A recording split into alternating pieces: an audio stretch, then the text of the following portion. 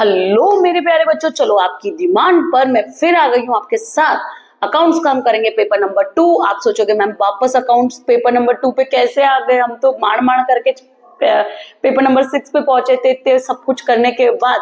तो ये आप ही की डिमांड है, तो आपकी डिमांड पर आप मैं लाई हूँ सेक्शन ए और बी पेपर 1 का रेडी है, अपलोड होके आपको शाम तक मिल जाएगा।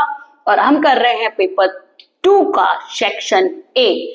लेकिन एक चीज है ना, कुछ कुछ जो कमेंट आ रहे हैं उनके लिए मैं ये वीडियो बना रही हूं, पर आप प्रॉमिस करो मेरे साथ कि आप पूरे वीडियो लग कर देखोगे। आप आधे आधे में भाग जाते हो और सब्सक्राइब भी नहीं करते हो, और उसका रीजन होता है कि आप कमेंट में मुझसे पूछते हो मैम ये वाला क्वेश्चन अपलोड करो, फिर मैं कमेंट में लिखती हूँ ऑलरेडी अपलोडेड, या फिर आपको लिंक भेजनी पड़ती है। तो बेटा उसके कारण मेरा वर्कलोड बढ़ जाता है, पहले तो कमेंट पढूं देन रिप्लाई करूं, और रिप्लाई करने के लिए पहले मैं वो ढूंढूं कि वो मतलब प्लेलिस्ट में ढूंढना मेरी जिम्मेदारी थोड़ी है, प्लेलिस्ट में तो कम से कम आप ढूंढो, ठीक है। तो इसीलिए बोल रही हूँ कि आप सब्सक्राइब कर लो चैनल को और नोट बेल आइकन पे क्लिक कर लो, तो जब भी अपलोड होंगे वीडियो तो आपको मिलते जाएंगे। अब या तो मैं आपको पढ़ा दूं या आपके लिए सब ढूंढ ढूंढ के आपको एक एक बच्चे को लिंक भेजूं, आप बोलो क्या चाहिए, आपको कौन सा मेरा हेल्प चाहिए। आपको मेरी हेल्प चाहिए पढ़ाने के लिए,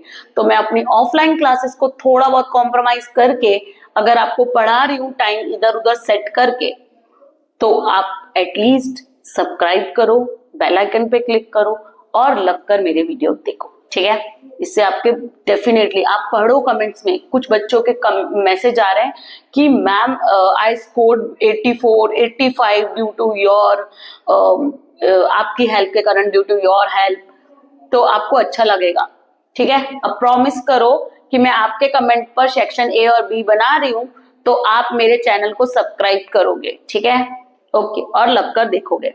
तो स्टार्ट करते हैं हम पेपर 2 सेक्शन ए से स्टार्ट करते हैं, ठीक है। आ जाओ मेरे साथ फटाफट, जिसपे मेरा कॉपीराइट है स्क्रीन पर। ये डायलॉग मेरा कॉपीराइट है ना। चलो आ जाओ फटाफट, चलो स्टार्ट करते हैं सेक्शन ए पेपर 2। पहला क्वेश्चन देखो, debit balance of the P&L appropriation account. Debit balance है मींस बताओ डिविजिबल प्रॉफिट और लॉस। ग्रॉस तो हो ही नहीं सकता, ग्रॉस तो ट्रेडिंग से मिलता है, तो ग्रॉस वाले दोनों गए आइटम। तो बताओ डिविजिबल प्रॉफिट या डिविजिबल लॉस। तो P&L का डेबिट बैलेंस होता है, तो बोलो लॉस होता है या प्रॉफिट होता है, लॉस होता है। तो यहाँ पे एप्रोप्रिएशन का डेबिट बैलेंस है, तो फिर वो क्या होगा, डिविजिबल लॉस, ओके, P&L के जैसा ही है।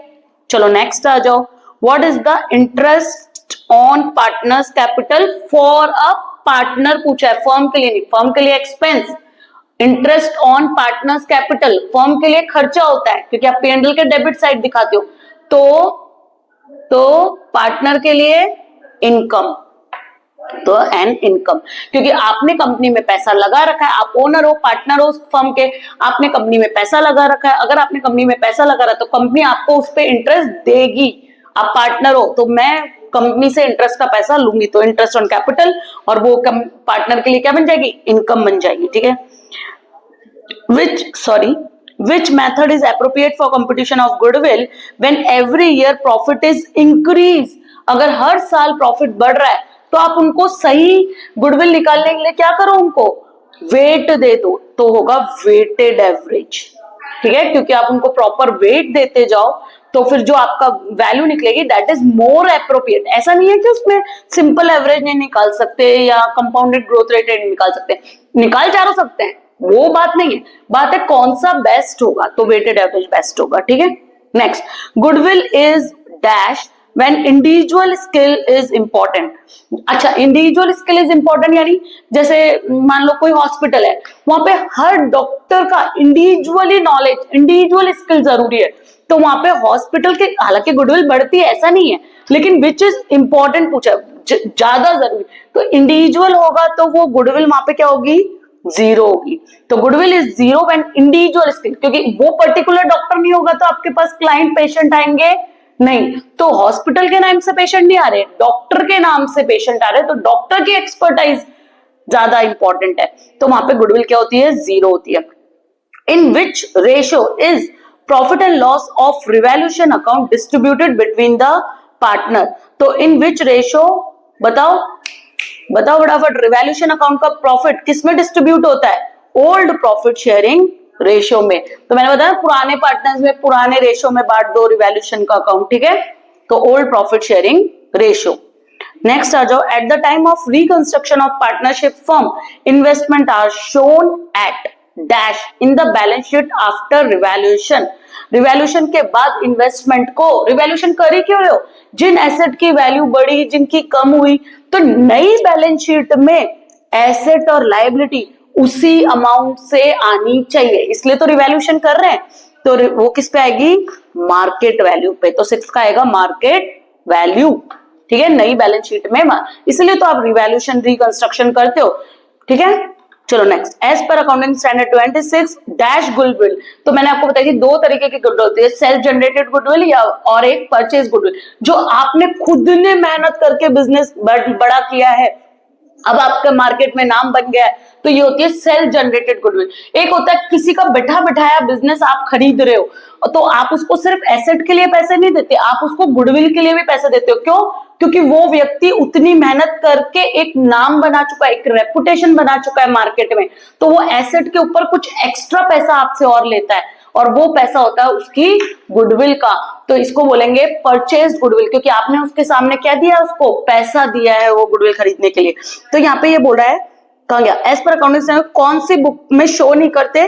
तो होगा self generated goodwill, that is internally generated. Self generated बोलो इंटरनली, यानी आपने खुद ने जनरेट किया, तो उसको बोलेंगे इंटरनली जनरेटेड, ठीक है? 8 पे आ जाओ, how can a new partner be admitted in the existing partnership firm.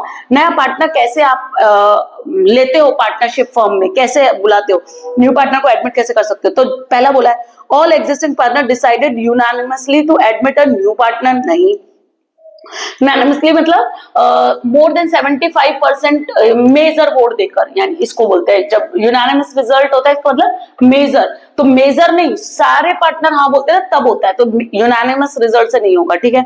दूसरा, इन एब्सेंस ऑफ एग्रीमेंट, अरे एग्रीमेंट में नहीं लिखा तो इसका मतलब थोड़ी आप अपने भाई को, बहन को, काका, चाचा, मामा, ताता सबको ले आओगे, नहीं।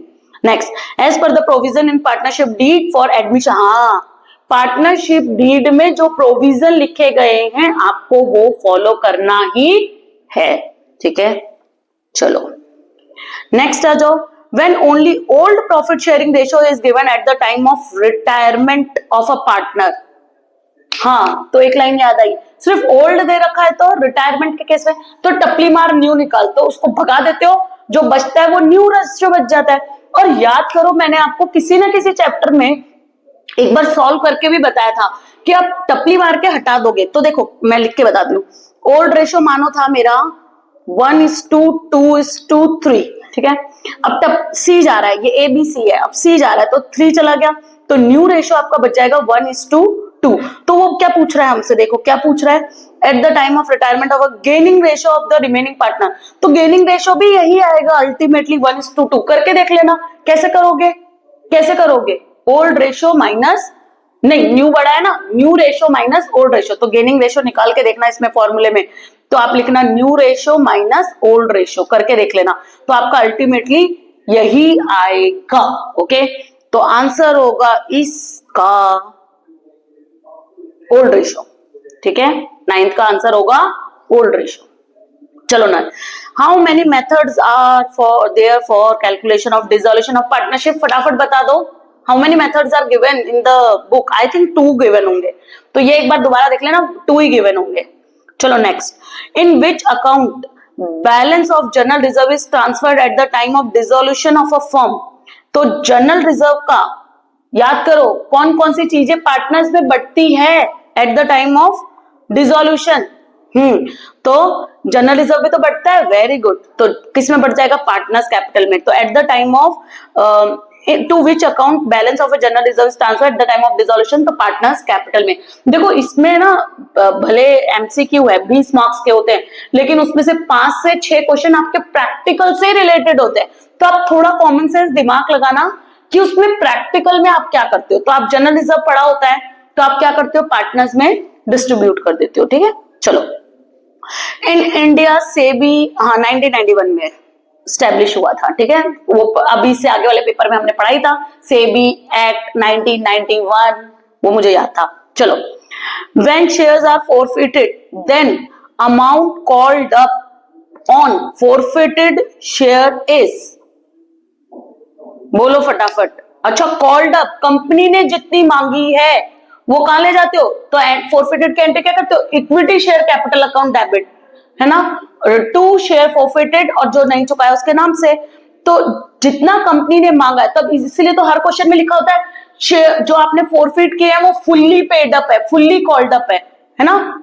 तो फुल्ली कॉल्ड अप है, इसका मतलब वो एंट्री क्या करते हो, equity share capital account debit, equity share capital account debit. तो आप कहां ले जाते हो उसको, इक्विटी शेयर कैपिटल में डेबिट कर देते हो।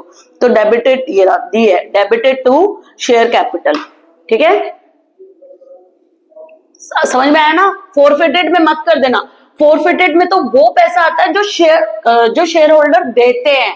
जो जैसे 10 रुपए का शेयर है और मैं बोल रही हूँ शेयर होल्डर ने एप्लीकेशन का पैसा चुकाया, तो एप्लीकेशन पे 3 रुपए, तो सिर्फ 3 रुपए, पर कंपनी ने 3 थोड़ी मांगे थे, कंपनी ने तो ज्यादा मांगे होंगे, जब भी तो आपका शेयर फोरफिटेड हुआ। गधो, कुछ नहीं चुकाओगे तभी तो वो अपना शेयर वापस ले लेंगे, ठीक है। तो कंपनी ने मांगे 7 रुपए, और 7 रुपए या 10 रुपए, और आप दे रहे हो सिर्फ एप्लीकेशन, कंपनी ने अलॉटमेंट भी मांग लिया, फर्स्ट कॉल भी मांग लिया, आप नहीं दे रहे, तो कंपनी क्या करती है, अपना शेयर वापस ले लेती है। इसी को तो शेयर फॉरफिटेड कहते हैं, ठीक है। तो ये पूछा कंपनी कॉल्ड अप जो अमाउंट करती है उसको आप कहां लिखते हो, तो उसको डेबिट करते हो शेयर कैपिटल के नाम से, ठीक है। और जो नहीं मांगा वो तो आप कैसे उसको डेबिट कर सकते हो। Next, the amount of a premium received on issuing debenture at a premium is, बताओ, आप इशू कर रहे हो, the amount of a premium received, debenture issue कर रहे हो और उस पे आपको प्रीमियम मिल रहा है डिबेंचर इशू करते समय, यानी 10 रुपए की चीज, 10 रुपए का डिबेंचर आप 112 रुपए पर या 115 रुपए पर किसी को इशू कर रहे हो, तो 100 रुपए का डिबेंचर आप 115 रुपए पे इशू कर रहे हो, तो 15 रुपए जो प्रीमियम है डिबेंचर का वो क्या होता है आपका, बताओ, कैपिटल लॉस या profit.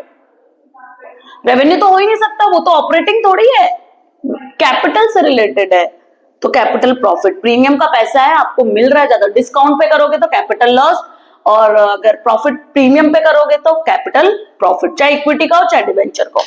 Next, from the following which analysis is classified on the basis of duration, पहले से लिखा हुआ है ड्यूरेशन के बेसिस पे, तो 3 तो हो ही नहीं सकते, लॉन्ग टर्म एनालिसिस, ड्यूरेशन ही हुआ ना, short term long term duration ही तो होते हैं।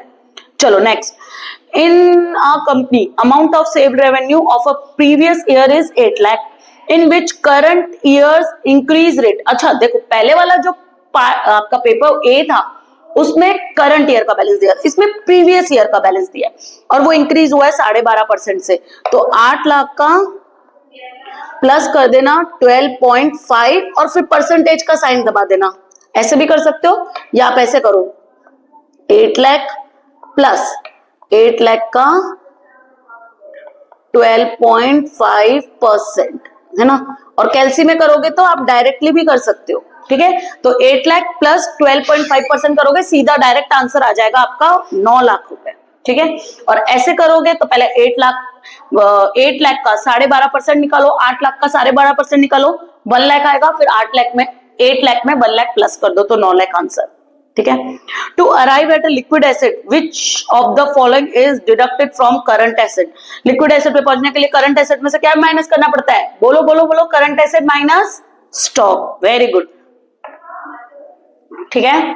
चलो next, the information regarding the short term insolvency of a business unit give the analysis of, short term insolvency है तो लिक्विडिटी बताता है, ठीक है, कि हमारी कंपनी की लिक्विडिटी कैसी है, कंपनी के पास पैसा कैश कितना पड़ा है, तो सिर्फ कैश ही नहीं आता उसमें, हमारे पास ऐसी चीजें जो फटाफट इजीली कैश में कन्वर्ट की जा सकती है, वो सब लिक्विडिटी में आती है, ठीक है।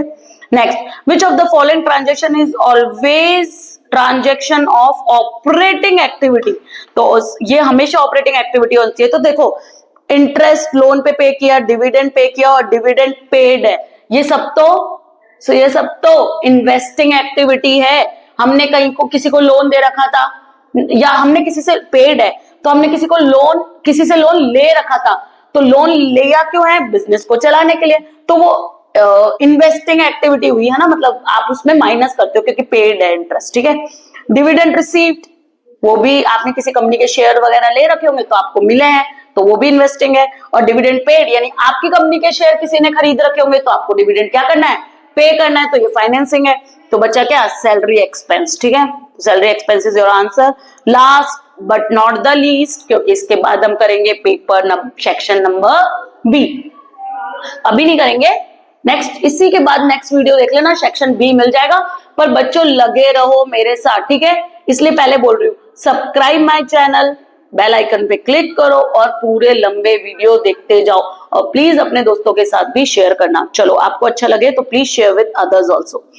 विच of the following is included in the finance expense, financial expense में किसको इंक्लूड करते हो, तो ये तीनों तो होंगे नहीं, क्योंकि ये तीन तो ऑपरेशन से रिलेटेड है। ऑपरेटिंग एक्सपेंस मतलब बिजनेस को ऑपरेट करने से रिलेटेड खर्चे, उसके बिना बिजनेस चलेगा नहीं। और एक्स्ट्रा पैसे आपने कहीं और इन्वेस्ट कर रखे हैं किसी और कंपनी में, तो वो ऑपरेटिंग नहीं होते, तो वो आएगा इंटरेस्ट एक्सपेंस। फाइनेंशियल एक्सपेंस क्या होंगे इसमें से, इंटरेस्ट एक्सपेंस, ठीक है।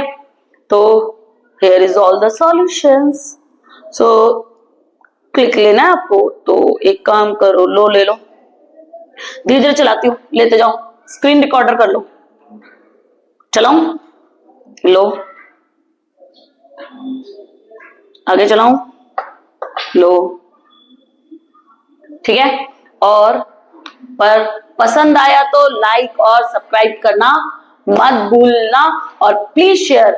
आपने मेरे साथ, आप जो मेरे को इतना प्यार दे रहे हो उससे मेरे को इतना मजा आ रहा है ना, और यही रीजन है कि आपको लगातार ज्यादा वीडियो मिल रहे हैं, हमारी ज्यादा फैकल्टीज आपके साथ लिंक कर पा रही है। तो सिर्फ रीजन क्या है कि आप हमारे साथ बने हुए हो। तो प्लीज पूरे वीडियो देखो और अपने दोस्तों को भी शेयर करो। Thank you, have a nice day.